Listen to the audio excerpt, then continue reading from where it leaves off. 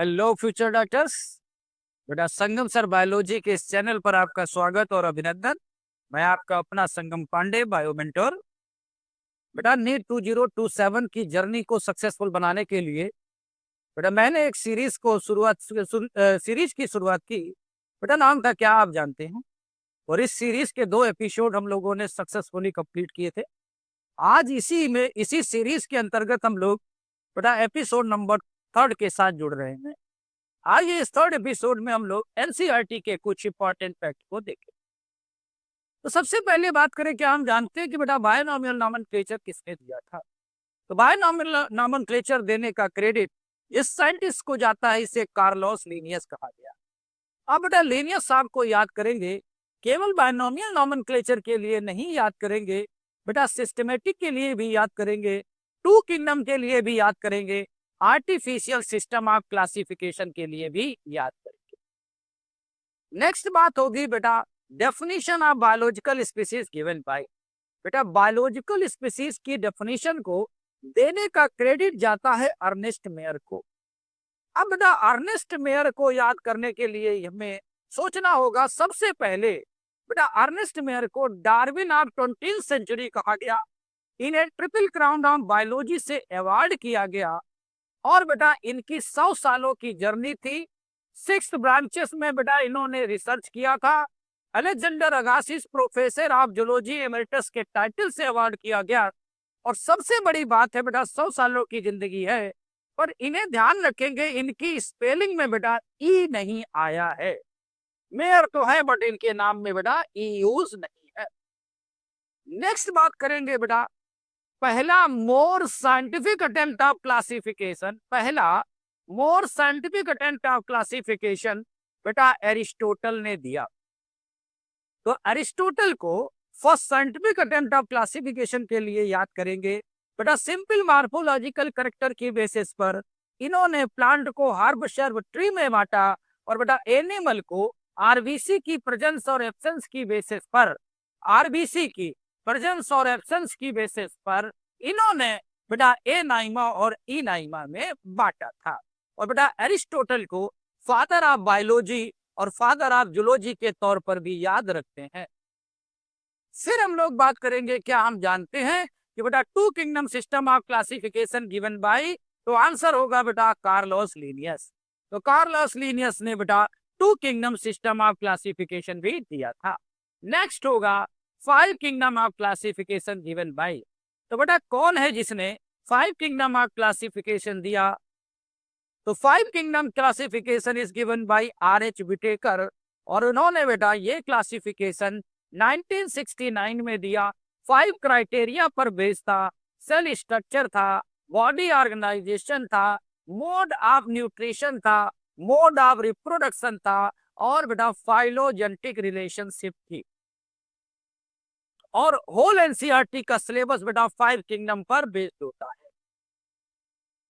Artificial system of classification given by. तो अभी हम लोगों ने डिस्कस किया था कि जो आर्टिफिशियल सिस्टम है क्लासिफिकेशन का, वो बेटा कार्लोस लीनियस ने दिया है। तो artificial system of classification given bye Carlos Linnaeus.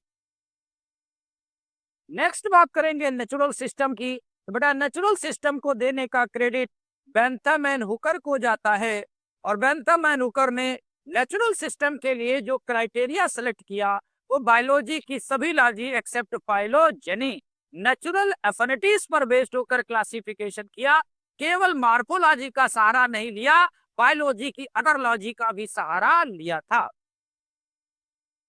Next बात करेंगे anatomy of seeded plant and plant anatomy written by. 2 किताब है, एनाटॉमी ऑफ सीडेड प्लांट और anatomy of plant anatomy is written by. बेटा ये दोनों बुक्स लिखी कैथरीन इशू ने, जिसमें से बेटा एनाटॉमी ऑफ सीडेड प्लांट को वेबस्टर ऑफ प्लांट बायोलॉजी और बेटा इसे ही आप वेबस्टर ऑफ प्लांट बायोलॉजी और इसे आप इंसाइक्लोपीडिया भी कहते हैं। नेक्स्ट बात करें discovery of triple helical structure. और बेटा नेचर नाम की किताब लिखने के लिए हम लोग जी.एन. रामचंद्रन को याद रखेंगे। तो जी.एन. रामचंद्रन को याद रखते हैं 1954 में नेचर नाम की बुक लिखने के लिए। Triple helical structure of collagen protein बताने के लिए उन्होंने प्रोटीन के स्ट्रक्चर को समझाने के लिए कंसेप्ट दिया बेटा, इसे रामचंद्रन प्लॉट कहा गया। फिर याद करेंगे बेटा fluid mosaic model given by, तो सेल मेम्ब्रेन के डिटेल स्ट्रक्चर को समझाने वाला widely accepted model fluid mosaic model कहलाता है। और बेटा इसे देने का क्रेडिट जाता है सिंगर एंड निकोलसन को, और उन्होंने ये काम किया है बेटा 1972 में। 1972 में। नेक्स्ट बात करेंगे principle of photosynthesis given by, तो बेटा प्रिंसिपल ऑफ फोटोसिंथेसिस को देने का क्रेडिट जाता है मेल्विन कैल्विन को। तो बेटा कैल्विन को याद रखेंगे प्रिंसिपल ऑफ फोटोसिंथेसिस के लिए, कैल्विन को याद रखेंगे C3 साइकिल के लिए, कार्ल कैल्विन को याद रखेंगे कार्बन फिक्सेशन का पाथ बताने के लिए। नेक्स्ट बेटा C4 pathway is discovered by, तो C4 पाथवे को डिस्कवर करने का क्रेडिट बेटा हैच एंड स्लैग को जाता है, इसलिए C4 पाथवे को हैच एंड स्लैग पाथवे भी कहा जाता है। नेक्स्ट बात होगी लॉ ऑफ लिमिटिंग फैक्टर की, तो बेटा लॉ ऑफ लिमिटिंग फैक्टर दिया था ब्लैकमैन ने और ईयर था 1905। फिर बात करें scheme of glycolysis is given by, तो बेटा ग्लाइकोलिसिस की स्कीम देने का क्रेडिट एम्बर्डन मेयरहाफ पार्नास को जाता है, इसलिए बेटा ग्लाइकोलिसिस का दूसरा नाम पड़ गया EMP पाथवे। EMP पाथवे, इसलिए ग्लाइकोलिसिस का बेटा दूसरा नाम पड़ गया EMP पाथवे। याद रखना है ग्लाइकोलिसिस का मतलब स्प्लिटिंग ऑफ शुगर होता है, और ये इवेंट बेटा एरोबिक एनारोबिक दोनों रिस्पायरेशन में कॉमन होता है। इसमें ग्लूकोज का पार्शियल ऑक्सीडेज ब्रेकडाउन होता है, और बेटा एक ग्लूकोज के मॉलिक्यूल से दो मॉलिक्यूल ऑफ पायरुविक एसिड बनते हैं, और ये इवेंट बेटा साइटोप्लाज्म में टेक प्लेस होता है। नेक्स्ट बात करेंगे ट्राई कार्बोक्सिलिक साइकिल इल्यूसिडेटेड बाय, तो कौन है जिसने ट्राई कार्बोक्सिलिक एसिड को खोजा, तो बेटा ट्राई कार्बोक्सिलिक एसिड खोजने का क्रेडिट हैंस क्रेग को जाता है, और बेटा इसे ही हम लोग सिट्रिक एसिड साइकिल भी कहेंगे, और इसे ही बेटा क्रैब साइकिल भी कहा जाता है। और जो क्रैब साइकिल है, ट्राई कार्बोक्सिलिक साइकिल है, सिट्रिक एसिड साइकिल है, बेटा ये एरोबिक रिस्पायरेशन में देखने को मिलता है। नेक्स्ट बात करेंगे बेटा auxin was first isolated from oat seedling, पहली बार ऑक्सिन का आइसोलेशन किसने किया, तो पहली बार ऑक्सिन का आइसोलेशन FW वेंट ने किया। बट सबसे पहले ऑक्सिन की प्रेजेंस वोलाटाइल सब्सटेंस की तौर पर बेटा कोलियोप्टाइल पर टिप पर डार्विन ने बताई थी, बट इसे आइसोलेट पहली बार बेटा FW वेल्ट ने किया था। नेक्स्ट बात करेंगे law of inheritance given by, तो बेटा लॉ ऑफ इनहेरिटेंस देने का क्रेडिट ग्रेगर जॉन मेंडल को जाता है, इसलिए इन्हें हम लोग फादर ऑफ जेनेटिक्स के तौर पर भी याद रखते हैं। नेक्स्ट बात करेंगे पुनेट स्क्वायर की, तो बेटा जेनेटिक्स के F2 जनरेशन को समझाने के लिए ग्राफिकल रिप्रेजेंटेशन के तौर पर एक स्क्वायर का यूज हुआ, इसे पुनेट स्क्वायर कहा गया। इसमें रो और कॉलम में बेटा गेमीट्स को अरेंज किया गया था, पॉसिबल जीनोटाइप और फिनोटाइप को इस स्क्वायर की सहायता से पता लगाया गया, और इस पुनेट स्क्वायर को देने का क्रेडिट जिस साइंटिस्ट को जाता है इसे हम लोग RC पुनेट के तौर पर याद रखेंगे। तो Punnett square is given bye RC Punnett. Next बात करेंगे experimental verification of chromosomal theory of inheritance, तो बेटा क्रोमोसोमल थ्योरी ऑफ इनहेरिटेंस तो सटन एंड बावेरी ने दिया 1902 में दिया, बट बेटा उसका experimental verification Thomas Hunt Morgan ने दिया। हम लोग बेटा थॉमस हंट मॉर्गन को एक्सपेरिमेंटल जेनेटिक्स के फादर के तौर पर याद रखते हैं, और इन्होंने अपने एक्सपेरिमेंटल मटेरियल के तौर पर ड्रासोफिला मेलेनोगेस्टर का यूज किया, जिसे उन्होंने फ्रूट फ्लाई कहा था। नेक्स्ट बात करेंगे down syndrome was discovered bye, बेटा डाउन सिंड्रोम को खोजने का क्रेडिट लैंगडन डाउन को जाता है, और उन्होंने इस डाउन सिंड्रोम को 1866 में खोजा। नेक्स्ट देखें, double helical model of DNA was discovered bye. बेटा डीएनए के डबल हेलिकल मॉडल को डिस्कवर करने का क्रेडिट जिस साइंटिस्ट को जाता है, इन्हें वाटसन एंड क्रिक कहा गया। तो बेटा वाटसन एंड क्रिक ने ही डीएनए के डबल हेलिकल मॉडल को डिस्कवर किया। नेक्स्ट बात करेंगे सेंट्रल डोग्मा की। तो central dogma was discovered by Francis Crick. तो बेटा अकेले क्रिक ने जिस कंसेप्ट को दिया, इसे सेंट्रल डोग्मा कहेंगे। और सेंट्रल डोग्मा बताता है फ्लो ऑफ इंफॉर्मेशन को। तो बेटा डीएनए से डीएनए का बनना रिप्लिकेशन कहलाता है, डीएनए से आरएनए का बनना ट्रांसक्रिप्शन कहलाता है, आरएनए से प्रोटीन का बनना ट्रांसलेशन कहलाता है, आरएनए से वापस डीएनए का बनना रिवर्स ट्रांसक्रिप्शन कहलाता है। नेक्स्ट बात करेंगे, semi conservative method of DNA replication was given by. DNA के रिप्लिकेशन का सेमी कंजर्वेटिव मेथड देने का क्रेडिट वाटसन एंड क्रिक को जाता है 1953 में। और याद रखेंगे बेटा, इसका एक्सपेरिमेंटल वेरिफिकेशन मिचेल्सन और स्टल ने और बेटा टेलर ने अपने साथियों के साथ किया था।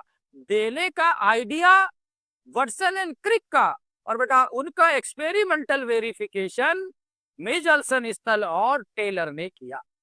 नेक्स्ट बात करेंगे फादर ऑफ डीएनए फिंगरप्रिंटिंग की। तो बेटा फादर ऑफ डीएनए फिंगरप्रिंटिंग को एलेक्स जेफरी के तौर पर याद रखते हैं, और बेटा इंडियन फादर के तौर पर डॉक्टर लालजी सिंह को याद रखेंगे। डॉक्टर लालजी सिंह को याद रखेंगे। डॉक्टर लालजी सिंह को याद रखेंगे। नेक्स्ट बात करेंगे experimental verification of chemical evolution. बेटा ओपेरिन ने जिस केमिकल एवोल्यूशन को बताया था, जिसे कंजक्टेड स्टोरी कहा था, उसी केमिकल एवोल्यूशन का एक्सपेरिमेंटल वेरिफिकेशन बेटा स्टेनले मिलर ने किया है। स्टेनले मिलर ने किया है। और फिर बात करें बेटा एवोल्यूशन के दौरान म्यूटेशन थ्योरी देने का क्रेडिट जिस साइंटिस्ट को जाता है, इन्हें आप ह्यूगो डिवेरिस के तौर पर याद रखेंगे। तो mutation theory of evolution is given by Hugo de Vries. और बात करेंगे बेटा फर्स्ट एंटीबायोटिक पेनिसिलिन की डिस्कवरी के लिए। तो पहली एंटीबायोटिक पेनिसिलिन की डिस्कवरी का क्रेडिट अलेक्जेंडर फ्लेमिंग को जाता है, और बेटा अलेक्जेंडर फ्लेमिंग को जाता है। और फुल पोटेंशियल का यूज बेटा फ्लोरी, चैन और फ्लेमिंग तीनों ने किया, और तीनों को 1945 में नोबेल प्राइज से अवार्ड किया गया। नेक्स्ट बात करेंगे बेटा field elegant experiment given by. तो फील्ड एलिगेंट एक्सपेरिमेंट देने का क्रेडिट बेटा कॉनल्स को जाता है, और इसके साथ साथ बेटा रिसोर्स पार्टीशनिंग मैकेनिज्म देने का क्रेडिट मैक आर्थर को जाता है।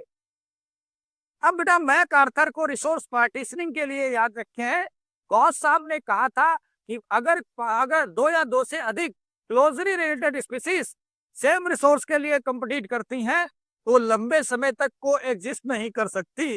गॉस साहब की इसी बात को डिस्प्रूव कर दिया मैक आर्थर ने, और बेटा उन्होंने वार्बलर्स की 5 स्पीसीज को सेम प्लांट पर को एग्जिस्ट करते हुए देखा। नेक्स्ट बात करेंगे बेटा टर्म बायोडाइवर्सिटी की। तो याद करेंगे बेटा टर्म बायोडाइवर्सिटी को पॉपुलराइज किया है एडवर्ड विल्सन ने। याद करेंगे इन्होंने टर्म दिया नहीं था, बट बेटा इन्होंने टर्म को पॉपुलराइज किया था। तो term biodiversity is popularised bye Edward Wilson. अब बेटा हम लोग बात करें स्पीसीज एरिया रिचनेस रिलेशनशिप। तो species area richness relationship concept देने का क्रेडिट जाता है अलेक्जेंडर वान हफोल्ट को। इन्होंने कहा था कि अगर एक्सप्लोर्ड एरिया बढ़ाएंगे तो स्पीसीज रिचनेस बढ़ती चली जाएगी, लेकिन अप टू लिमिट, क्योंकि दुनिया गोल है। नेक्स्ट बात करेंगे outdoor plot experiment given by. तो बेटा आउटडोर प्लॉट एक्सपेरिमेंट देने का क्रेडिट जिस साइंटिस्ट को जाता है, इसे हम लोग डेविड टिलमैन कहेंगे। तो डेविड टिलमैन ने बेटा आउटडोर प्लांट एक्सपेरिमेंट दिया। नेक्स्ट है बेटा रीवेन पापर हाइपोथेसिस। तो रीवेन पापर हाइपोथेसिस देने का क्रेडिट जिस साइंटिस्ट को जाता है इसे पॉल एलरिच कहते हैं। और बेटा पॉल एलरिच ने एक एनालॉजी डेवलप की इकोसिस्टम और एरोप्लेन के बीच में, और उन्होंने इस एनालॉजी को जो जिस थ्योरी को दिया उसे रीवेन पापर हाइपोथेसिस कह दिया गया। अब जरा बात करते हैं बेटा, हम लोगों ने केमिकल कोऑर्डिनेशन पढ़ते समय पढ़ा कि बहुत सी डिसऑर्डर्स ऐसे हैं जो हार्मोन के हाइपोसिक्रीशन के कारण होते हैं। आइए एक ही स्लाइड में हम लोग हाइपोसिक्रीशन से होने वाले कुछ डिसऑर्डर को जरा देखें। तो बेटा इंसुलिन के हाइपोसिक्रीशन से डायबिटीज मेलिटस नाम का डिसऑर्डर देखने को मिलेगा। एंटीड्यूरेटिक हार्मोन वैसोप्रोसिन की डेफिशिएंसी के कारण, हाइपोसिक्रीशन के कारण डायबिटीज इंसिपिडस देखने को मिलेगी। अगर बेटा ग्रोथ हार्मोन की डेफिशिएंसी होगी, सोमैटोट्रोपिन की डेफिशिएंसी होगी, तो डॉर्फिज्म देखने को मिलेगा। और बेटा अगर पैराथायरॉइड पैराथार्मोन का, कॉलिफ हार्मोन का अगर हाइपोसिक्रीशन होगा तो हमें टिटेनी होते दिखाई पड़ेगी। और अगर थायरोक्सिन का हाइपोसिक्रीशन होगा तो बेटा क्रिएटिनिज्म नाम की डिसीज देखने को मिलेगी। और अगर थायरोक्सिन की हाइपोसिक्रीशन होगी तो बेटा ये प्रेग्नेंट वुमन की बात है। और अगर नॉर्मल है तो बेटा थायरोक्सिन की डेफिशिएंसी या हाइपोसिक्रीशन से हम सिंपल वाटर होते देखेंगे। तो इन सारी डिसीज को एक साथ याद रखना है, ये सब हाइपोसिक्रीशन से होने वाली डिसीजेस हैं। नेक्स्ट बात करेंगे कि अब बेटा हाइपर सिक्रीशन से कौन कौन सी डिसीज होते हैं। अगर ग्रोथ हार्मोन का हाइपर सिक्रीशन होगा तो एक्रोमेगेली देखने को मिलेगी। और ग्रोथ हार्मोन का सिक्रीशन ज्यादा होगा तो बेटा गिगेटिस में देखने को मिलेगी। एक अर्ली स्टेज में होगी और एक लेटर फेस में देखने को मिलेगी। अगर हाइपोसिक्रीशन थायरोक्सिन का होगा तो बेटा हमें ग्रेव डिसीज देखने को मिलेगी। और अगर पैराथार्मोन का हाइपर सिक्रीशन होगा तो बेटा हम ऑस्टियोपोरोसिस को होते देखेंगे। तो याद करें ऑस्टियोपोरोसिस, गिगेटिस्म, एक्रोमेगेली और grave disease are hyper disease which caused by hyper secretion, मतलब excessive secretion of particular hormone बेटा एक्रोमेगेली, गिगेटिस्म, ऑस्टियोपोरोसिस और ग्रेव डिसीज को कॉज करते हैं। तो बेटा ये था, क्या आप जानते हैं सीरीज का एपिसोड नंबर 3। तो हम लोगों ने इस सीरीज में एपिसोड 1 देख लिया, 2 देख लिया और बेटा 3 देख लिया। इसी सीरीज के 4th एपिसोड के साथ हम लोग मिलेंगे नेक्स्ट वीडियो में। तो बेटा अभी तक अगर आपने इस चैनल को लाइक, सब्सक्राइब और शेयर नहीं किया है तो बेटा लाइक भी करें, शेयर भी करें और चैनल को सब्सक्राइब भी करें, जिससे आपके पास ऐसी ही इंटरेस्टिंग फैक्ट और एनसीईआरटी की इंपॉर्टेंट फैक्ट आप तक पहुंचते रहें। तो बेटा आज के लिए इतना ही। Thank you so much.